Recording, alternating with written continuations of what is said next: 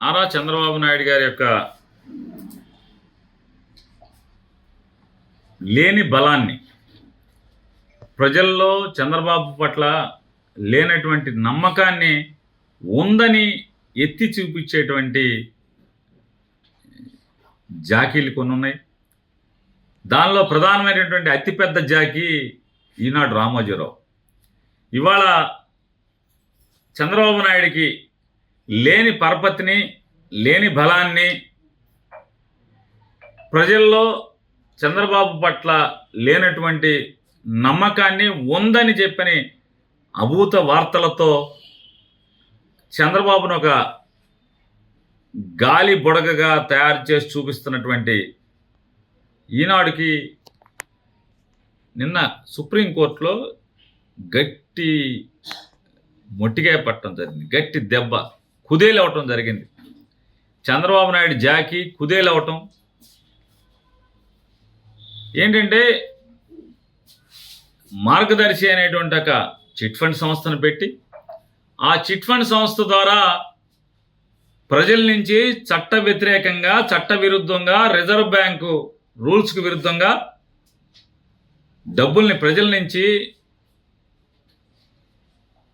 ఏదైతే guide lines ఉన్నాయో, అంటే రూల్స్ ఉన్నాయో, డబ్బు వసూలు చేయకూడదు, నాన్ బ్యాంకింగ్ ఫైనాన్స్ కంపెనీలు ఏది కూడా డబ్బులు వసూలు చేయకూడదు అని చెప్పని చట్టం చెప్తుంటే, ఆ చట్టాన్ని మీరి డబ్బులు వసూలు చేసి వేల కోట్ల రూపాయలు డబ్బులు వసూలు చేసి వాటితో పేపర్లు, టీవీలు నడుపుతూ, ఆ పేపర్లు, టీవీలు నడుపుతూ తద్వారా దాన్ని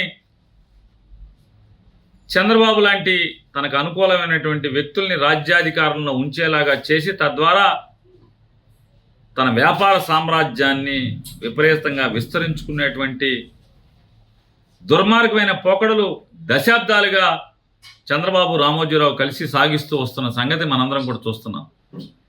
కానీ ఒక్క మనిషి వేసినటువంటి పిటిషన్, ఫిర్యాదుతో ఉండవల్లి అరుణ్ కుమార్ గారు వేసినటువంటి ఒక చిన్న ఫిర్యాదు ఇంకా ఎందుకు చెల్లించకుండా మిగిలిపోయినటువంటి 700 కోట్లు ఎవరియో ఒక రిటైర్డ్ జడ్జి చేత విచారణ చేయించాలి. 6 మాసాల్లోపు ఈ కేసు అంతా కూడా ఒక ముగింపుకి రావాలి. ఈ మార్గదర్శి పాపాలన్నీ కూడా ముగింపుకి రావాలని చెప్పని సుప్రీంకోర్టు తీర్పు ఇస్తే మీ పేపర్లో ఎందుకు వేయరు?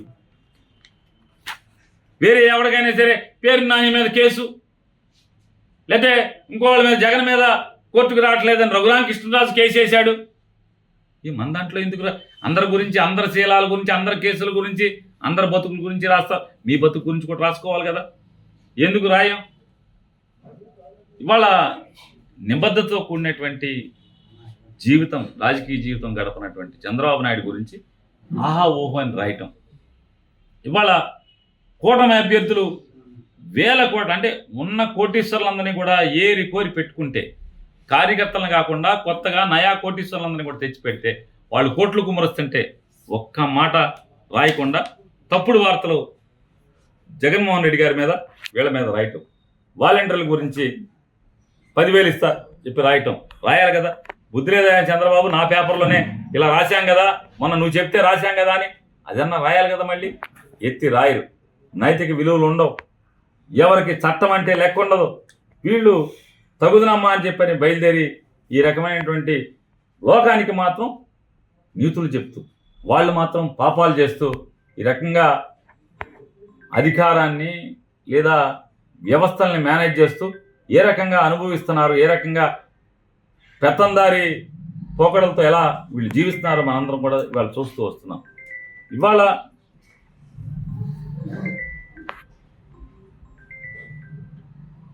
ఈ వాలంటీర్ల గురించి ఇలా మీరు ఇంత వార్త రాశారు కదా, మీరు ఒకటే గుర్తుపెట్టుకోండి, మీ నోటితో వైఎస్ఆర్ కాంగ్రెస్ పార్టీ కార్యకర్తలు వీళ్ళు, సంచులు మోసేవాళ్ళు ఎవరు వీళ్ళు, ఇళ్ళకు వచ్చి తలుపులు, మగవాళ్ళు లేనప్పుడు తలుపులు కొడుతున్నారు, తలుపులు కొట్టి మిమ్మల్ని లోబర్చుకుంటారు, వాడికి ఏం పని, అలాగే రెడ్ లైట్ ఏరియాలకు అమ్మాయిలను అమ్మేస్తున్నాను అన్నట్టు మీ నోటితోనే ఇవాళ 10,000 ఇస్తామని చెప్తే మిమ్మల్ని నమ్ముతారా?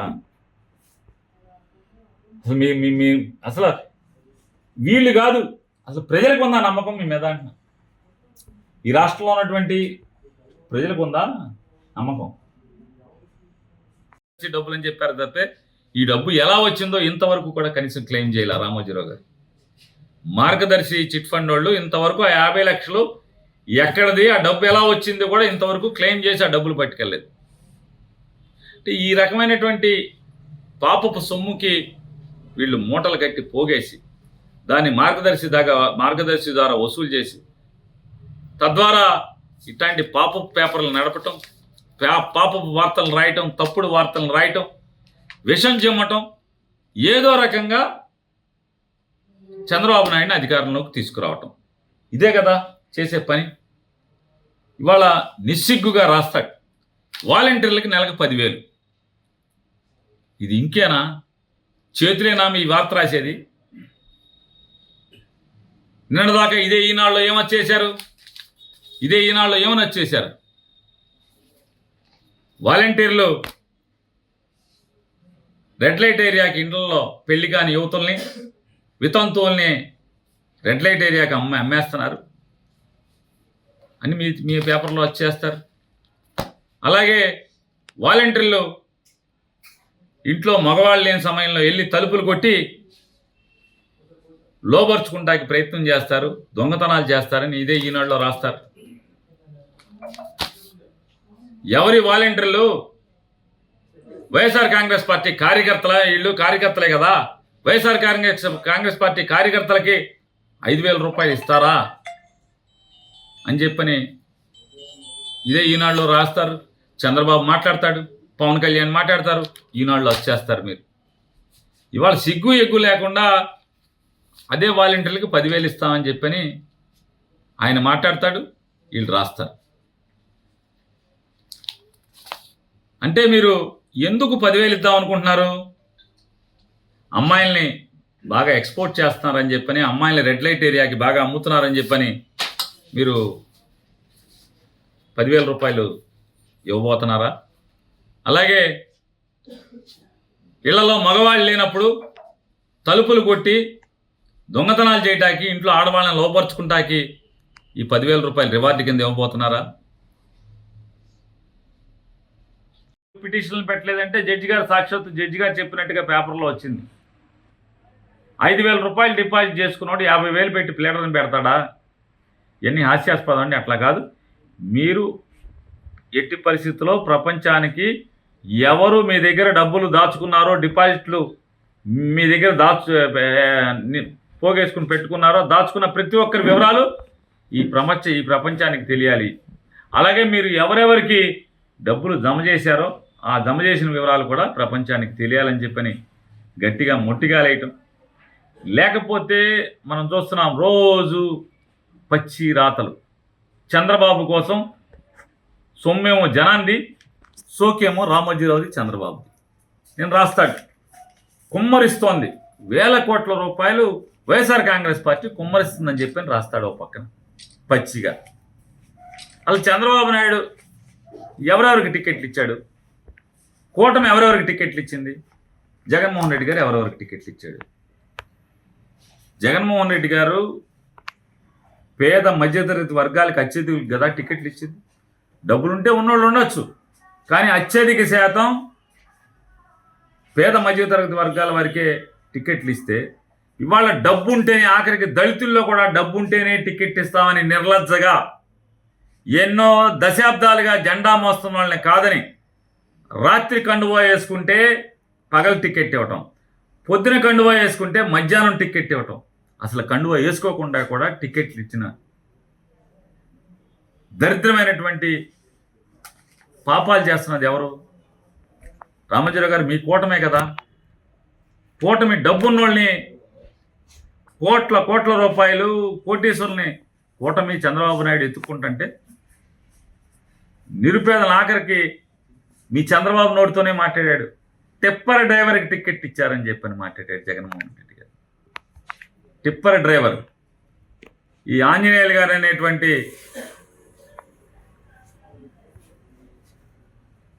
అభ్యర్థి టిప్పర్ డ్రైవర్కి ఇచ్చాడు జగన్మోహన్ రెడ్డి అని మాట్లాడతాడు. అంటే టిప్పర్ డ్రైవర్లు నుంచోకూడదు రాజకీయాల్లో, ఎమ్మెల్యేలు అవ్వకూడదు అంటే ఎంత పెత్తందారి మనస్తత్వం, భూస్వామ్యవాద మనస్తత్వం. మార్గదర్శి అనేటువంటి సంస్థ ఫిక్స్డ్ డిపాజిట్లు వసూలు చేయొచ్చా, జనాల దగ్గర డబ్బులు పోగేయచ్చా అని చెప్పినటువంటి ఒకే ఒక్క పిటిషన్తో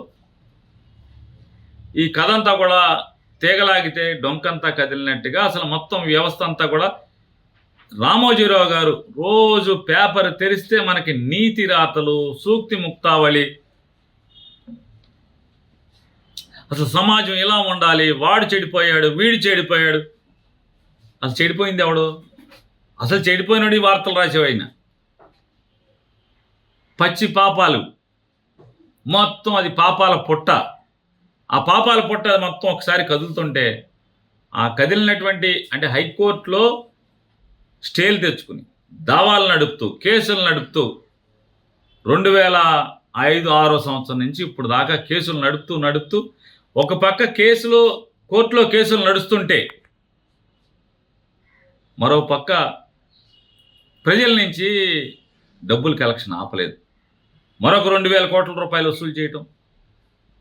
చివరికి అంతిమంగా అప్పుడున్నటువంటి హైకోర్టులో నువ్వు తక్షణమే ఆ డబ్బులన్నీ కూడా కట్టేసేయమని చెప్తే ఆ డబ్బుల్ని కట్టాడా లేదా, రసీదులు ఎవరికి ఇవ్వక్కర్లేదంట ఆయన. ఎవరు దాంట్లో ఫిక్స్డ్ డిపాజిట్లు జమ చేశారో వారి వివరాలు ఇవ్వడంట. అంతా గోప్యం అంట. ఎవరికి గోప్యం, ఎందుకు గోప్యం? చివరికి 700 కోట్ల రూపాయలు నా దగ్గర ఎవరు వచ్చి క్లెయిమ్ చేయలేదు, నా దగ్గర ఎవరు పట్టుకెళ్ళలేదంటాడు. అంటే ఎవరు అసలు ఈ చందాదారులు ఎవరు, డబ్బులు ఎవరు? ఇవాళ రాష్ట్రం విడిపోయిన పరిస్థితుల్లో ఎవరి గోల్లో వాళ్ళు ఉంటే తనకు అనుకూలమైనటువంటి ముఖ్యమంత్రులు వాళ్ళందరం చూసుకుని మొత్తం అన్నీ కూడా రాష్ట్ర ప్రభుత్వాల తరఫున ఎవరు హాజరవ్వకుండా తను మాత్రమే హాజరై ఆ కేసుని ముగింపు పలుకుంటే అది రామోజీరావు గారు ఏ పాపాలు చేయలేదు, ఏ తప్పులు చేయాలని తీర్పు తెచ్చుకుంటే ఆ తీర్పు ఇవాళ సుప్రీంకోర్టు కొట్టివేయడం జరిగింది. సుప్రీంకోర్టు కొట్టివేస్తూ చెప్పింది, ఏం చెప్పింది? ఖచ్చితంగా ఇది న్యాయ సూత్రాలకు వ్యతిరేకం. ఈ రకంగా ఆంధ్రప్రదేశ్ రాష్ట్రం కానీ లేదా తెలంగాణ రాష్ట్రం కానీ లేదా ఉండవల్లి అరుణ్ కుమార్ గారు కానీ వీరందరూ కూడా హాజరై వారి వాదనలు వినిపించాలి, అందరి వాదనలు వినాలి. అలాగే ఎవరెవరు డిపాజిట్దారులు కూడా ఖచ్చితంగా ఈ సమాజానికి తెలియాలి, ఈ ప్రపంచానికి తెలియాలి. అయ్యే ఆ పాపాలు ఏం కనపడవు, ఈ చులకన భావం కనపడదు. రాయుడు ఇవాళ ఏదైతే మీరు చెప్పేటువంటి ఈ టిప్పర్ డ్రైవర్ రామాంజనేయులు గారు ఏం చదువుకున్నాడు? చంద్రబాబు నాయుడు గారు ఆయన ఎలగబెడుతున్నా అని చెప్తున్నాడు, ఆయన ఎంఏ చదివాడు. కానీ ఈ టిప్పర్ డ్రైవర్ ఉన్నటువంటి ఆంజనేయులు గారు ఎంఏ బీఈడీ చదివాడు. చంద్రబాబు కంటే 4 ఆకులు ఎక్కువ చదివాడు. ఎంఏ బీఈడీ చదివినటువంటి ఈ టిప్పర్ డ్రైవర్ గారిని టిప్పర్ డ్రైవర్కి ఇచ్చారు తమ్ముడు, జగన్ ఇచ్చాడని చెప్పి మాట్లాడినటువంటి తప్పుడు ఆలోచనలు మీ నోటితో చంద్రబాబు నోటితో చంద్రబాబు చెప్పాడు. టిప్పర్ డ్రైవర్లకు ఇచ్చాడు, ఉపాధి హామీ కూలీలకు ఇచ్చాడు, ఉపాధి హామీలో మేస్త్రులకు ఇచ్చాడు, లేదా చిన్న చిన్న కుటుంబాల నుంచి వచ్చిన వాళ్ళకి ఇచ్చాడని చెప్పని చంద్రబాబు అపహాస్యం చేస్తూ ఏళం చేస్తూ మాట్లాడాడు. వాళ్ళ డబ్బు కొమ్మరిచ్చేది చంద్రబాబు నాయుడు. కోట్లు ఉన్న వాళ్ళందరినీ కూడా తీసుకొచ్చి అమెరికా నుంచి తీసుకొచ్చి నుంచోబెడతావు. డబ్బున్నోడికే టికెట్ అని చెప్పని సాగరికి నమ్ముకుని ఎన్నో ఏళ్ల నుంచి ఉన్నటువంటి తెలుగుదేశం పార్టీ మాజీ శాసనసభ్యులను కూడా పక్కన పారేశావు. ఇవాళ నీ కూటమి మొత్తం చూసుకుంటే భారతీయ జనతా పార్టీ, జనసేన, అలాగే టీడీపీ మొత్తం అంతా కూడా 195% మంది మీరు మొత్తం డబ్బున్న వాళ్ళకే కదా ఇచ్చింది, నయా సంపన్నులకే కదా మీరు ఇచ్చింది. ఏ రోజు జెండా మోయిన వాళ్ళకే కదా మీరు సగం పైగా సీట్లు ఇచ్చింది. ఇవాళ ఇటువంటి తప్పుడు రాతలు రాస్తాడు ఈ రామోజీరావుకి ఎందుకు రాస్తాడినా? మార్గదర్శిలో డబ్బులు పోగేయటం, ఆ డబ్బులు తెచ్చి ఆ డబ్బులు ఎవరో చెప్పడం. ఎందుకు చెప్పవు? ఇదంతా పాపం సొమ్ము అయిందా? అవినీతి పరుల దగ్గర నుంచా? లంచాల సొమ్ము దాచుకుంటున్నారా నీ దగ్గర? ఎక్కడిదా ఆ డబ్బు? మార్గదర్శిలోకి వచ్చినటువంటి డబ్బు ఎక్కడిది? ఎందుకు చెప్పవు? చెప్పాలి కదా. నిన్నగాక మన మార్గదర్శికి సంబంధించినటువంటి 50 లక్షల రూపాయలు క్యాష్ నగదు పట్టుకుంటే ఇంతవరకు మాది అనే కానీ అంటే రామోజీరావు గారు మాది రూపాయలు దేనికి? బాగా చేస్తున్నారు బాగానే. ఏంటి మీ మీ మీ వాగుడికి నిన్నదాకా మీరు వాగిన వాగుళ్ళకి ఇవాళ ఈ 10,000 రూపాయలకి ఏంటి లింక్ ఏంటి అని అడుగుతున్నాను. మీ నోటితో మీరే చెప్పారుగా, మీ పాపపు నోటితో వాలంటీర్లు వీళ్ళు వైఎస్ఆర్ కాంగ్రెస్ పార్టీ కార్యకర్తలు అన్నారు. అంటే మా కార్యకర్తలకి మీరు 10,000 ఇద్దాం అనుకుంటున్నారా? వైఎస్ఆర్ కాంగ్రెస్ పార్టీ కార్యకర్తలకి ఏంటి మీ ఇవాళ అసలు నైతిక విలువలు ఏమాత్రం అన్నా అసలు రామోజీరావు గారికి ఉన్నాయా? నైతిక విలువలు పెద్ద పెద్ద శ్రీరంగ నీతులు రాస్తూ ఉంటాడు ఆయన. వ్యవస్థలు ఆడు చెడిపోయాడు, ఈడు చెడిపోయాడు, ఆడు పాపపు సొమ్ము, లేకపోతే ఆడు అవినీతి పరుడు దొరికేశాడు, అనకొండ దొరికింది, లేకపోతే అదని ఇదని. ఒక్కరోజన్నా ఈనాడు పేపర్లో ఈ మార్గదర్శిలో ఈ రకంగా ఆర్బీఐ రూల్స్కి విరుద్ధంగా చట్టానికి వ్యతిరేకంగా డబ్బులు వసూలు చేయకుండా ఉన్నా కూడా చెప్తున్నా సరే రామోజీరావు డబ్బులు వసూలు చేస్తున్నాడు, రామోజీరావు గారి అబ్బాయి కోడలు వసూలు చేస్తున్నారు అని ఒక్కరోజైనా వార్త రాశారా మీరు? రాసుకోవచ్చు కదా. పేపర్ ఊరికే నీతులు చెప్పడాకే మాత్రమే రాస్తారు రామోజీరావు గారు, బయటోడి గురించి మాత్రమే నీతులు రాస్తారు, వాళ్ళు కూడా పాపాలు చేస్తారు అని చెప్పి రాయాలి కదా. ఎందుకు రాసుకోరు మీరు? ఎందుకు రాసుకోరు అంటున్నా? రాసుకోవాలి కదా. ఊరందరి శీలాల గురించి అందరి గురించి రాస్తుంటారు కదా. మరి మీరెందుకు రాసుకోరు? మీకు కూడా రాయాలిగా. పేపరు టీవీలు ఆ ముసుగుంటే మనం ఏ పాపాలైనా చేసేయచ్చు, ఎన్ని అవినీతి అక్రమాలైనా చేయొచ్చు, ఎన్ని చట్ట వ్యతిరేకమైన కార్యక్రమాలైనా చేయొచ్చు. అన్ని వ్యవస్థల్లో కూడా మనుషుల్ని ఏర్పాటు చేసుకుని వ్యవస్థలన్నీ కూడా లొంగ తీసుకోవచ్చు. నీ జోలికి పోలీసు రాకూడదు, నీ జోలికి ఏ ప్రభుత్వ వ్యవస్థ రాకూడదు, కోర్టులు కూడా మీ జోలికి రాకూడదు. కోర్టుల్లో కూడా మీకు అనుకూలమైనటువంటి కోర్టులను ఏమార్చి అనుకూలమైనటువంటి తీర్పులు తెచ్చేసుకుంటారు.